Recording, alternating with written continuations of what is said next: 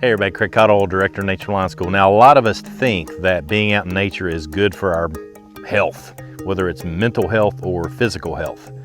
But is there science that backs that up? I've got two things for you today. Number one, I've got a list of articles that'll detail the multitude of benefits for mental and physical health by being in the outdoors. You can check that out below. And I've also got a real good excuse for you to get in outdoors. As the director of Nature Reliance School and a certified master naturalist through the University of Kentucky, I get an opportunity to work with a lot of people in the outdoors. And one of the things I've noticed is that there's a few things that quite often go completely unnoticed by people that I think really enhance our ability to observe and be more comfortable in the outdoors. I call it the 3 B's. That is buds, birds, and baseline. We're going to take a look at these 3 videos I've made for various organizations through the years. It's going to detail each of these very specifically on things that you can have a good excuse to go in the outdoors, start noticing buds, start noticing some of the bird songs, and start noticing some tracks. That's baseline. And you're going to enhance your situational awareness of the outdoors and really enjoy yourself. So check these videos out. I know you're going to enjoy them. So here are the 3 B's that I was referencing earlier: buds, birds, and baseline. What I mean by that, as a naturalist, I've got natural certification from 2 different schools, and I'm currently a master naturalist trainee at the University of Kentucky. And so I've got a lot of background to that. Plus, I've been a woodsman my entire life, and I'm going to try to apply that naturalist understanding and study into a more practical and useful skill set for us that are into survival and bushcraft. And this is how I'm breaking it up for us today: buds, birds, and baseline. Buds, we're going to talk about trees. We're going to look at winter tree identification. We're going to talk about specifically the uses of trees and being able to identify them in the wintertime, because, hey, half the year trees don't have leaves on them. So how do you identify them? And I'll try to find uses for each of the trees that we talk about. Secondly, we're going to talk about bird language, and we're going to have a little talk about the birds and not really the bees, but we're going to talk about sex. So hang in there for that. And then last but not least, baseline, which has a lot to do with tracking. And what I'm going to do there is I'm going to talk a lot about tracking and how to be a better tracker, but I'm also going to myth bust some things that are commonly thought are true that, quite frankly, are not true at all. So hang with me and we'll see where it takes us. When you look out into the woods, it probably appears as if there's a whole lot of randomness and things that are just, I don't know why that's there and I don't know why this is here. And quite frankly, there's actually a whole lot of order. There's an order to which where certain trees will grow on certain ground and in certain locations. There's a whole lot of order when it comes to identifying trees. The first thing I want to point out is what a lot of people refer to as mad bucking horse. Meaning, if we're going to start to break down trees and identify them by their leaf stems, even when those leaf stems are absent and we can actually see where the leaf scar is, and that is where the leaf used to be and then broke off, one of the best ways to start that off is mad bucking horse, meaning mad, maple ash dogwood, and buckeye and horse chestnut. So we've got maples, ash, dogwood, buckeye, and horse chestnut. Buckeye and horse chestnut, very similar species, but for our use here, maple ash dogwood, buckeye and horse chestnut, bucking horse. Helps us to remember that all of these species right here have leaf stems that are opposite of one another along the end stem of a branch, for example. So this is where a leaf would come off. This is where a leaf would come off, and then you come down the stem some more and the leaf comes here, and just opposite of it on the stem itself, on the twig, the branch, another stem comes off. Again, maple, ash, dogwood, buckeye, horse chestnut are like that. Virtually everything else, at least here in the eastern woodlands, and we're talking forest trees, we're not talking about ornamental trees in your yard, right? Almost everything else comes off alternately. So a leaf stem comes off, you come down the branch, another one comes off the other side, and then go back to the other side and get back to the other side. There's a whole lot more to this, but this is the first generalization that we come to when trying to bring order and studying what it is that we're looking at. So let me go ahead and get some of these stems and I'll show you what I mean and come back to you. All right, so these stems left to right are maple, ash, and dogwood. So you'll note that the leaf stems that are not here right now, this is where the leaves are going to come out, or were going to come out before I cut these off, are opposite of one another. Same thing right here on the ash, and then again, same thing here on the maple. So they're opposite of one another. Let me talk about each. Now what we have, again, sorry my paper's blowing here. That's our first thing, the opposite branching along the stem. Now, as far as ash is concerned, number one, look, it's fairly straight, isn't it? Not all of these are real straight, like there's a lot of curvature and zigzag, if you will, to the maple, and a little bit of that also goes along with the dogwood. But the other thing that we can look at on the ash, and it's going to be hard to pick this up on camera, but the end of an ash looks like a Phillips head screwdriver. End of the maple has, in this particular case, is a red maple. It has scales for the leaves that are getting ready to pop out, and they're reddish. And then on the dogwood, what you'll often see, once you determine that it is a dogwood, you can look up in the tree and there's these little umbrella looking things that are hanging off the top of the tree throughout the winter. And those are the three ways, real quick ways, that I can just look at a tree in the wintertime, no leaves, don't even have to look at the bark yet, and I can determine what species of tree that we're looking at. Now, let's talk about a couple other things and then we'll talk about uses for each of those. All right, so this is Acer rubra, which is a red maple tree. And first off, I can look up in the tree and you're going to see that opposite leaf stems on the branches above.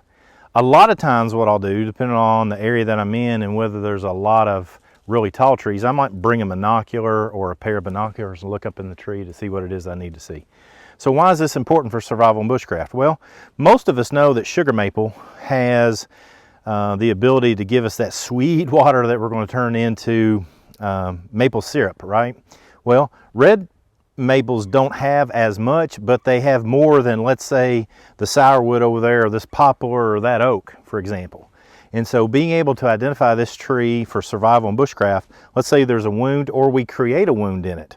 Late winter, it's going to pour the water out of it and it's going to have more of that sucrose derivative in it than, let's say, these other trees, and that's going to be nourishment, going to be calories, could be carbs for what it is that we need to be able to nourish ourselves. So this is a fantastic tree to be able to identify. What we're looking at here is an ash tree. Again, we're looking at that opposite branching. That's what I can see right here. Look back and follow this tree down. It runs into this larger tree that I actually cut up for some firewood last year. Now, ash is a pretty dense wood and it burns hot, so it's a fantastic choice for firewood if you have access to it. The other thing is, if you can find larger ash trees and identify them, then you can pull that bark off. Can't really get to that one because all the multiflora rose. This is multiflora rose. Pull that bark off and you're going to have a tremendous amount of tinder inside the bark, because that's basically what's killed this tree. Emerald ash borer is an invasive species of insect that gets in there, burrows, and kills all that cambium layer, the layer directly underneath the bark of the tree. And so if I recognize, hey, that's a big old ash tree over there and it's dead, I can do that by defining that with the opposite branching. Then I know that's a huge resource for fire tinder, firewood, and all sorts of bushcraft and survival uses due to fire. Now this little tree right here is a dogwood. And the bark kind of stands out to me, so it is one of the identifying features for me.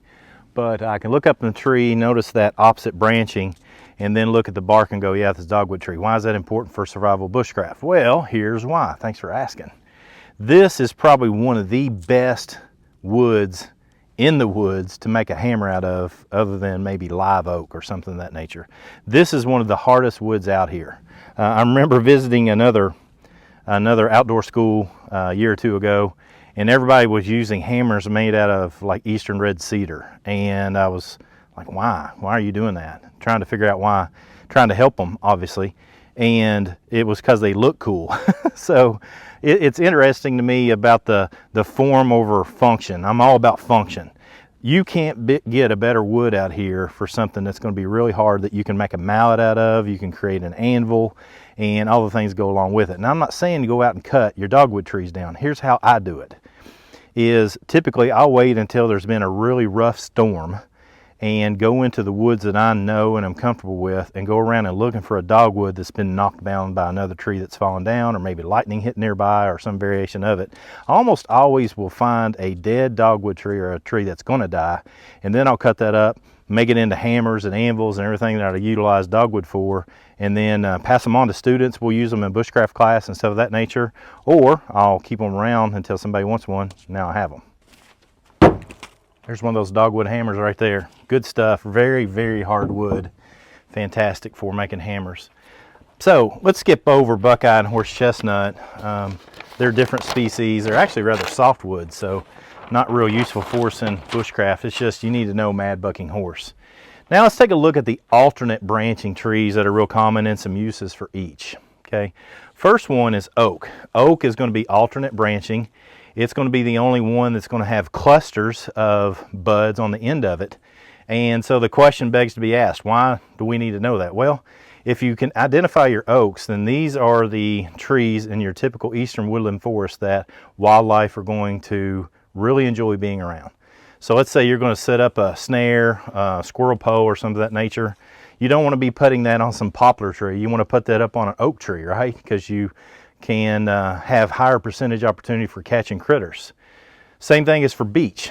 Beech, the buds look like rolled cigars, and beech nuts, oh man, squirrels in particular, small wildlife that can get to them, deer obviously too, but when a beech is dropping its nuts, these are fantastic trees to find small game in for hunting, for survival, whatever. If you see a yellow, sulfur yellow bud, you're probably looking at a mocker nut or bitternut hickory. For those that love doing bushcraft, this makes for a really good wood. It's a very hard, dense wood. I actually took a, it was a bitternut hickory, it's a huge one, and we cut it up and built rocking chairs out of them a couple of years ago. Fantastic wood, did all of that by hand, no power tools, all hand tools, really great project. What I call the big fuzzy, shagbark hickory trees. Shagbark hickory, the bark is really a big identifying feature for a lot of people. But when you look at the bud, it's going to be one of the largest buds in the woods, the terminal bud. That's the bud at the end of the stem. Those are big, they're fuzzy, they're real noticeable, very easy to recognize. And shagbark hickories are a fantastic tree to know in late summer, early fall. That's where squirrels like to congregate. It's one of the first nuts they hit really hard, as well as bats like to nest in shagbark hickory because the bark comes off and creates shelter for them, as well as a lot of insects. And so shagbark hickories are great trees to set up bird snares, fantastic places to gather insects for survival and stuff of that nature. Last but not least, pawpaws on the end have what looks like a little, I think it looks like a little claw, and that's the terminal bud, but the lateral buds going down the stem kind of look like fuzzy balls. And so that's one of the trees that I'll note in the wintertime when I'm doing a lot of hiking, because I'd probably do more hiking in colder weather when the leaves are off. Note where they are, put them on my GPS or something of that nature, and then come looking for pawpaws in the fall when they start to drop. So that has been a look at buds. Obviously, we'd love to have you join us in a class at Nature Reliance School. We do winter tree ID. We have a class called Nature Immersion, where we spend the whole weekend doing stuff like I've done with you for the last 10 minutes. So we'd love to have you join us. What we'll come back into next in part 2 is we'll take a, what is part 2? What did you say it was? Birds. We're going to take a look at birds, so come back and we'll see what we can get into with sex and birds. All right, in part 2 here, what we're going to be discussing is birds. A lot of things as it relates to birds. And it's a really good opportunity. It's what I call, for those that have really good situational awareness in the outdoors, birds are the cheat. And they'll tell you almost everything that you need to know about what's going on in the outdoors. And it's very interesting. It's a subject that you really need to pay attention to and dig into. But once you do, it's one of those things that your Daniel Boones, your Simon Kentons, your Native Americans, they all knew bird language incredibly well. And they may have not known why birds did certain things or were vocal about things in a certain way, but you can be assured that they knew what was happening when they heard certain bird language. So that's what I'm going to try to cover for you today. And then I'm going to go out in the woods and we're going to walk around and talk about some of this stuff. So I don't know if you can pick it up, but while we're sitting here doing this, there's a little black-capped chickadee that's right behind where the camera's sitting right now. And we had just been out in the woods. We came back, we're right here, and that black-capped chickadee is alarming, okay? That's what we would refer to as danger, because this is the language that birds understand and talk about. There's a whole lot more to this, but let's break this down. They talk about food, they talk about danger, and they talk about sex. So for those of you out there that are turkey hunters, you already know this. There's certain calls that are they're just purring calls. They're calls that are just calming calls. When they get alarmed, they'll talk about, or they'll get real loud, they'll get really fast. If something's saying pop, pop, pop, pop, you know, that's the kind of noise that most birds make. And then when they have the need to have sex, or they're trying to attract a mate, there's certain sounds that they will make. Like a grouse will drum with its wings. A gobbler will gobble, and any number of things. Here's the thing that we need to know. For those of us that hunt turkeys, for example, or know about grouse, or take the time to just watch robins in our backyard, we know that these things are true, but here's what we know. That's true about all birds. They all have vocalizations that are similar to this. You just got to tap into it and start to pay attention to what they're saying, okay? The next thing, and this is what we'll walk out into the woods and talk about, is they also have certain flight patterns and they have corridors of travel. Now this is a little bit more advanced as far as naturalist training, but this is incredibly valuable to survival and bushcraft, and I'll make sure I'll get that across to you. But let's break every one of these down and I'll show you how to apply it to survival and bushcraft. First one I'm going to talk about is food. So if you're the type of person that might have a backyard feeder or something, this is a fantastic thing you can just do in your backyard, is pay attention to the birds that are coming to the feeder and what kind of sounds they make when they might pick up a seed and they'll fly off and they'll eat that seed, or they might stay right on the feeder and eat that seed. And they'll probably make some kind of call while they're doing that. That is a call that they're making when they're just at ease and everything's okay. Now, how does that apply to us in survival bushcraft? Well, number one, let's say that we're hunting. Let's say that we're going through a wilderness area and we want to walk silently. Let's say we don't want to be found. We're hunting. We don't want anything to know that we're there. Here's what I can assure you. If you make sudden movements and birds start making danger sounds, you can be guaranteed that other animals in the area know that those are danger sounds and they'll pay attention to them. That might not change their behavior, but oftentimes it'll be the one thing that kind of twitches that deer's ear or brings attention to whatever critter that you might be going after, and it starts paying a little bit more attention than it already was, okay? There was a fantastic study done at the University of Wisconsin a number of years ago where they took an actual owl, a live owl, put it in a box and surrounded by glass so that it couldn't fly away, and covered it and hung it on the side of the tree. And then they placed microphones out through the forest, out for, I can't even remember how far it was. It was something like 2 miles. It was crazy. But they surrounded the tree with microphones and put them out in a radius out away from that particular tree. And then they had a remote control button that this lifted off the cover, and so all of a sudden right in the middle of the forest, boom, there's an owl there. And what they then did is recorded how fast it took for birds to start alarming throughout the forest. And what they determined is that the birds started alarming in a radius out from that tree at about 75 miles an hour, like boom, everything started alarming out away from that tree. That is indicative of what happens in the forest when we're around it. I've told this story many times, but for many, many years of my life, I'd only seen maybe 2 bobcats, wildcats, in the outdoors. I hadn't just seen a lot of them, just didn't come across a lot of them. And then I started studying bird language, and I was a young man in my early 20s. I'm 50 now. And birds will alarm when they see a bobcat. And so they'll alarm at a lot of things, actually. But when they start to alert for danger or alarm, and I'm keyed into not only just turkeys and robins, but black-capped chickadees and nuthatches and warblers and all the things that are out here. When you get keyed into listening to, okay, that bird is alarming, look that direction. That's when I started seeing, I can't tell you how many bobcats I've seen now. So That's the sort of thing that paying attention to bird language will give you the ability to recognize even corridors of travel for other animals that maybe you want to hunt, maybe you want to take pictures of, maybe it is something that you want to trap, but that bird language is going to help you out a lot. Now, we're going to talk about sex. Sex. This is not the same sex talk you got from your parents when you were a teenager. At least I hope you got that sex talk. With that said, so birds really like to talk about and have particular sounds for mating. And if you get keyed into that, then you can also, as a wildlife habitat study, learn where there's male and female birds. You know, grouse is just the obvious choice. If a male grouse is drumming on a log, then you know that there's at least a male grouse there. Maybe you want to study that, maybe you want to hunt that, depending upon how many grouse are in your area.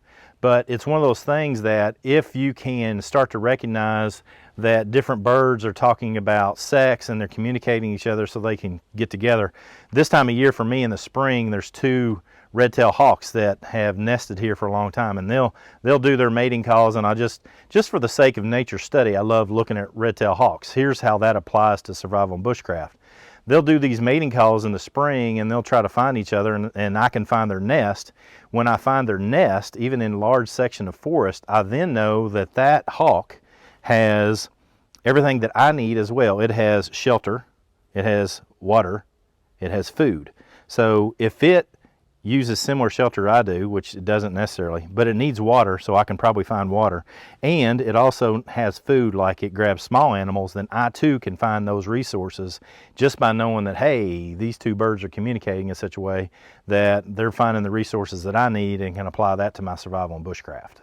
So now let's go out here and talk about flight patterns and corridors in the woods, and I'll show you how that applies here as well. All right, guys and gals, let's apply some forest ecology practice and understanding into birds and how they act, and then apply that over to survival and bushcraft. So you'll notice over here on this side of me, we're mostly looking at deciduous trees. We're looking at oaks, we're beeches, poplars, any number of trees that are out there that are rather food sources for a lot of critters, homes if they have nesting cavities in them. But here's what we also know. Over here on this side we have conifers. Conifers are trees that produce cones, like this particular Virginia pine that are in here. Here's what we know about bird activity. So birds will go out into this area. There's an open area behind where you're viewing me from, where the camera is. And they'll go out here, find the seeds, find the bugs that they need to eat, and then they'll fly back into here because this provides the cover. So again, over behind you, during the wintertime, late winter, I feed birds because it's a very difficult time for particularly songbirds to find food. And so it's the only time of year that I feed birds, when it's really difficult for them to find food. But I've sit and watched birds for hours at a time go to the feeder and then come back into these Virginia pines and eat their seed. They'll go get their food and then come back out. The birds that get conditioned to eating off of bird feeder 12 months out of the year, they don't typically do that. They lose that animalistic self-preservation mindset. That's why I don't feed birds all year long. But understanding that helps us to understand, for example, if I'm out in the middle of the woods and then all of a sudden I start seeing some cardinals and I see that they're going to a different direction, a specific direction, they're probably going into an open field that maybe I have no idea where it is. They also, like we talked about with the hawks, they have to go to water too at some point in time. So if the other thing that we don't see from down here on the ground, if we were to get up in the canopy, and there's a lot of study that's done on this as well, is that there's actually, you can think about it like tunnels, if you will, that go down through the forest canopy, and birds will have intersecting tunnels, if you will, in a canopy in a wooded area. So if you sit and watch and pay attention, that's why we refer to having a sit spot, then you can see where these birds go through these travel corridors on a regular basis, okay? So again, if you're a photographer, boom, boom, boom, you can get the photography that you want. Or if you're a naturalist, survivalist, bushcrafter, then you can pay attention to where they're going to and from water to go find your own water, okay? You can just let the birds guide you. Now, as far as that is, as far as relating that to deer hunting, for example, here's how you can apply it to hunting deer and knowing that deer are coming. This is how I say that birds help you cheat in deer hunting all the time. is that they have these travel corridors. So let's say that I'm sitting in a blind or a deer stand or just sitting on the ground, and within a real quick short time of sitting on the ground, I can start to see these travel corridors, and you can too if you pay attention. Just see these typical travel corridors where these birds are traveling, and then you'll notice every once in a while, particularly birds that are traveling like this, all of a sudden they just go up. That's because they sense danger. Now that again could be the bobcat we were talking about earlier. That could be that a deer's running and coming to you, and it's causing so much commotion in the woods that it alarms the bird and they don't even know why they're flying like that. But because predators oftentimes will get them down here, they'll swoop up and get into higher places like these Virginia pine and stuff of that nature. And the reason they're doing that is they are again escaping that danger, and you utilizing the study of language, studying the corridors and paying attention where they're flying, you're going to be able to sense more things as they're coming on around you for, again, hunting or trapping or whatever you want to use them for. I told you it wasn't the same sex talk you had before. Food, danger, sex, flight patterns, and corridors. Birds can tell us all kinds of stuff just by you getting out and paying attention. That's why it's productive for you at times to just go in the woods and sit. Sit there, pay attention. Listen to what the birds are saying. See if you can see variances or differences in how they communicate. Can you see the variances and difference in how they fly? Okay. Now, if you want to dig into this subject, there's a fantastic book called What the Robin Knows by John Young. Probably one of the best books out there about this subject. If you want to study with us, then come back. This is one of the subjects we were going to teach at Georgia Bushcraft. And come to the Nature Reliance School. We'd love to have you. We have classes called Nature Immersion classes. And in that we do, again, a weekend of stuff like what we're talking about in this particular course. And we teach you and show you even more ways to learn what's going on out here and apply it to what it is that is survival and bushcraft and daily life. So we'll come back in just a moment for part 3, where we're going to be looking at baseline, which is a whole lot of tracking. Thanks for joining me.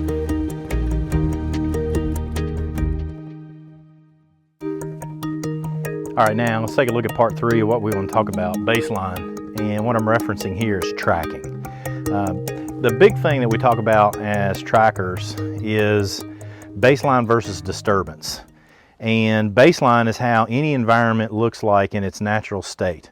If leaves fall from a tree and they land on the ground, they have a certain look, they have a certain coloration, they actually have a certain patterning to how they fall off the tree, if you will. Anything that looks different from that is going to be disturbance. And so if a deer, for example, walks through an area, takes its footfall, pushes leaves down into below the normal level of the leaf litter, then that's what we're going to reference as being sign. Okay? It's not always that track on the ground that we're going to see. More often than not, you'll see a lot of tracking schools and a lot of trackers, when they practice, they get in a sand pit, and that's incredibly valuable practice. And that's why most of your tracking schools are found in areas where there's a lot of sand, because it's not easy, but it's easier to track than it would be on, let's say, where I'm from here in Kentucky, where there's a lot of leaf litter. And that leaf litter just doesn't hold as much tracks. That's why we like to talk about tracking, sign, and all the other things that go along with it in 3 different categories. There's a lot to this, but this is our 10-minute version of it, okay? Ground, aerial, and I think I spelled aerial sign wrong, but other, okay? Ground sign is that sign. Typically what we mean by that is sign that appears on the ground below the level of your ankle, okay? Aerial sign is the sign that appears anything from the ankle up. And then other sign is it's just a catch-all for other stuff, and I'll talk about some of that in a minute too. But what we're looking at on ground sign is that actual track that a lot of people look for and go, okay, I can look at that and determine maybe acceleration. Is the animal running? It's the gait. Is the person walking? Are they carrying a heavy pack and stuff of that nature? What we can also do is look at aerial sign. Aerial sign is stuff like bark that's removed off of a tree, maybe a branch is broken. A big one that I like to utilize for tracking in the rain, particularly when it comes to deer, is that when deer move through an environment and there's a lot of leaves on, when the deer brushes against those leaves, it pulls the moisture and the water off the leaves. So basically you're looking at the void of moisture on those leaves, and you can track by that. That's a fantastic way to track deer in the rain. But what we also can look at is other sign. That goes back to those bird sounds. That looks, if you're tracking humans for search and rescue, or man tracking for combat tracking, or law enforcement, fugitive apprehension, search and rescue, whatever it might be, then what we can look at are all the other things that go along with sign. So it might be that people spit, they urinate, they leave trash, any number of things. And so there's a lot that goes into this other category, a whole lot that goes into that other category. Now, because we're focusing so heavily upon survival and bushcraft, what I wanted to do is look at animal tracking. So what I'm going to do from this point moving forward is we're going to look at 4 generalities on how animals move. And then I've got a mobile sand pit that I utilize all over the place when I go teach tracking at libraries and schools, and even for military and law enforcement at times. And I'm going to get in that sand pit and I'm going to show you some things, and I'm going to myth bust, particularly anybody that tells you that they can look at a track and say that's a big buck. They don't know what they're talking about, and I'm going to prove to you that they don't know what they're talking about. And I don't mean to hurt any feelings. I actually want to get better information out there so we can all be better trackers and more sign aware or clue aware. So I'll come back to you in just a moment. We'll talk about these 4: trotters, bounders, hoppers, and waddlers, and then we'll look at some specific tracks. All right, so these are 4 different, very general, very broad categories for putting as many mammals as we possibly can into categories so that we can start looking at not just a track, but a set of tracks, okay? The gait pattern of a particular animal. Trotters are animals, walkers, if you will. Trotters and walkers, almost the same name. I could have put that here instead of trotter. Are animals that walk. Think of a deer, for example. Think of a dog. Think of a cat.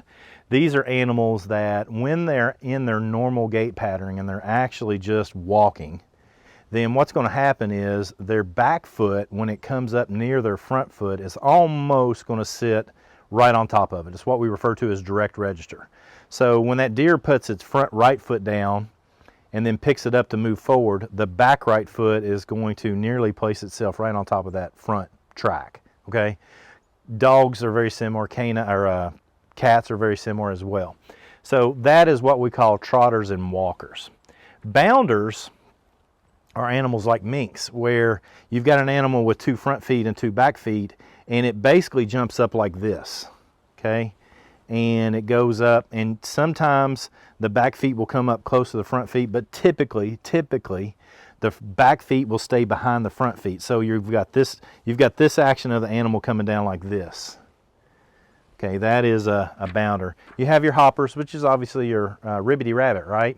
And what happens with your typical rabbit gait pattern and other animals that move like it does is that they will push off with their big back feet, and as they push off and land, their front feet will come down, but then their back feet come up in front.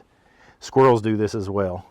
And then you have your waddlers, that's your bear. And what happens with your bear is that basically both right feet move, and then both left feet move, and both right feet move, and then both left feet move.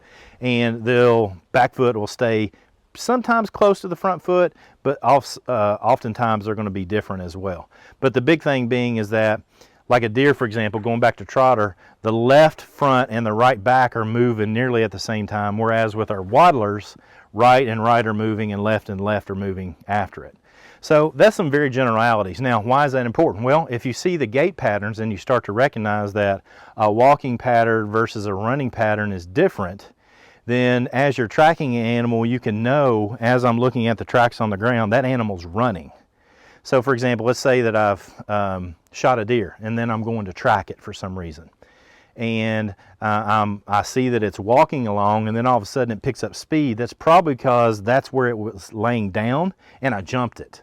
Okay, and so that's a good indicator for those that like to deer hunt. Same thing for other animals for that matter. If you're a photographer, if you want to learn how to catch animals or trap them or some of that nature, then learning the gait patterns and being able to recognize them while you're in the outdoors is going to be very advantageous to what it is that you're doing while you're in the outdoors.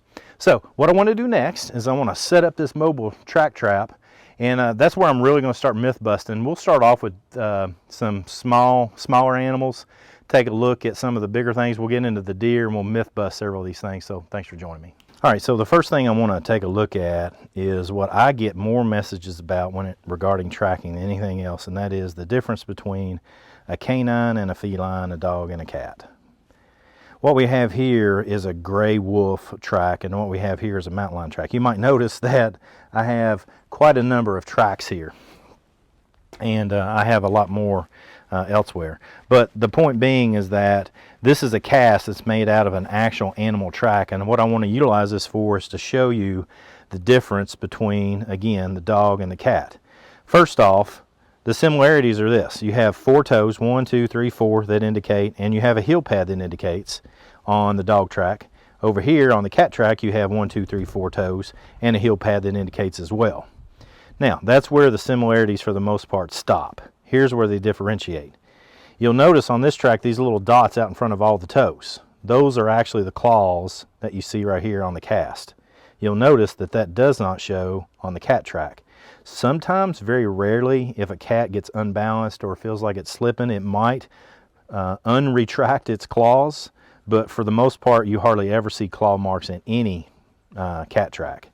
The other part that's different is, let's take a look at this heel pad. On a canine you have 2 bumps in the base of the heel pad and you have 1 bump in the front of the heel pad, whereas on the cat track, on this mountain lion, you have 1, 2, 3 bumps and 2 bumps up front. The other thing that's real common is, can you make an X? And what I mean by an X is, can you make an X on a track right there and right there, and that X doesn't intersect? It's like drawing this line right here. That line does not intersect any toe or any portion of the heel pad. And yeah, you can see that right here with this orange tracking stick.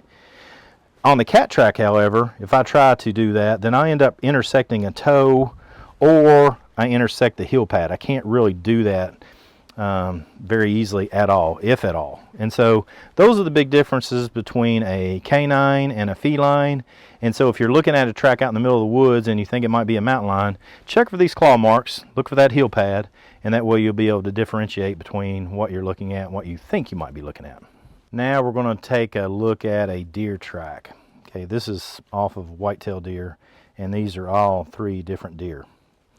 Now here's some things that, first off, a track that goes deep in the mud has 2 things that make it deep in the mud. Number 1, the mass of the animal, and number 2, the density and or lack of density of the ground that you're placing it on. So if somebody looks at a track, let's say they just look at that track right there all by itself and go, that's a big buck, for example, then they have no idea what they're talking about, because you can maybe look at the size of it and determine, hey, that's a big animal, but there's really no variance between a buck and a doe. And bucks and does both have dew claws. So if you happen to see the dew claws, which a lot of people say it's a big buck because you see the dew claws in the back, then they just don't understand that does have dew claws too, and that's just a lack of understanding on their part. Now the big part of this is, think about it, if I were to step on hardwood of the porch, then I'm not going to make much of a track. Like if I push down on it right here, I don't make much of a track, but I can take the same mass and I make marks in the sand. So the depth of the track is really heavily based upon the density of the ground that it's being made in. So you might have a deer walking over here, for example, that's a 300-pound monster doe or a buck that is making a depth of a track like this because the ground's somewhat hard, and you might have a 60-pound fawn that's making a track over here because it's practically mud. So you've got to really think about the density of the ground that you're placing it in, or it's been placed in. Now the other part of this, let me mix this up so you can see me make this track. If I take this deer and make a track, here's some things that we can also note about it. Okay, what you'll notice about on this particular track itself is that this side over here is slightly wider than this side over here. Now what that tells us, because deer, the outer portion of the hoof is always going to be wider than the inner portion of the hoof. And so what this tells us is that this is a left hoof. Okay. Now what we also know, and you can see that right here, is again, you'll have, these are 2 deer tracks that are laid right on top of one another. So think about it, the track was actually like this, direct register. This is the one that was in the front, that's the front hoof. This is the one that's in the back, that's the back hoof. So what we can tell about this is direction of travel. So if I'm seeing a track and everything around, this is in mud, for example, and everything around this is leaf litter, and I don't have an opportunity to see another track, then I know if this is left front, then the next track that I'm looking for is probably going to be up here somewhere. And the reason I know that is because I know that this is left by being able to identify this portion of the deer hoof. Now, why is that important? Well, if I'm only looking at one track and everything's leaf litter and it's going to be difficult to see the next one, then I want to try to eliminate where the next track is going to be. For example, I don't have to look anywhere over here for the next track. I can be looking right in here at the next gait pattern where this hoof is going to be most possibly situated, and it'll help me be able to find the next track so I can stay on the track line that I need to find the animal that I'm looking for. Now, the last thing I want to go over is how you can look at a track and tell what an animal eats. Sort of. Okay? So what we have here is we have a turkey, we have a Canadian goose, and then we have an owl. Okay? And these casts are interesting in that they tell us a whole lot about what's going on with this particular set of animals. Okay? So your turkey has a heel pad and 3 toes that come off of it because it primarily goes around eating bugs, eating clover, eating dandelions, whatever it's going to come across in the wilderness. It is mostly a herbivore, primarily, and so it doesn't have to use its claws to necessarily grab anything and pick it up. The web that you can see here is obviously from the Canadian goose, and one of the things that sometimes you won't be able to see is the web. You'll actually just see the toes. But you'll notice that this toe is straight, that toe is straight, that toe is straight, and these are slightly curved. That's an indicator of a paddler, so like a duck or a goose or something of that nature. And then last not least, we have the owl, which we have 1 toe, 2 toes, 3 toes, 4, and we actually have really noticeable claws in each one of these. That's because this animal literally reaches in and grabs prey and then takes it off to eat. And so, kind of saying that tongue-in-cheek jokingly, you can't really tell what the animal's eating by the track, but you can start to differentiate between different species of birds. Let's say that you want to, again in survival and bushcraft, we want to hunt the same animals that an owl eats, and we see an owl track, then we know that those sorts of animals are in the area. If we see a goose track or a duck track somewhere and we don't know there's water nearby, then water's probably nearby, we just haven't seen it. And then if we know that the turkey eats the same things that we can possibly eat in a survival situation, we come across a turkey track, then we'll start looking for those particular food sources and have that available. Hey, I hope you enjoyed these videos. It's sort of like a behind the scenes look at nature, isn't it? So that'll give you some excuses to get outside. Here's what you need to do now. Check out naturalist.org. That's my website. It has all of our classes, has connections to all of our social media and all that good stuff if you want to follow and get more and cool information from naturalist.org. This is Craig Caudill, Nature Reliance School Director, Certified Master Naturalist through the University of Kentucky. Come on, join in. Let's learn together.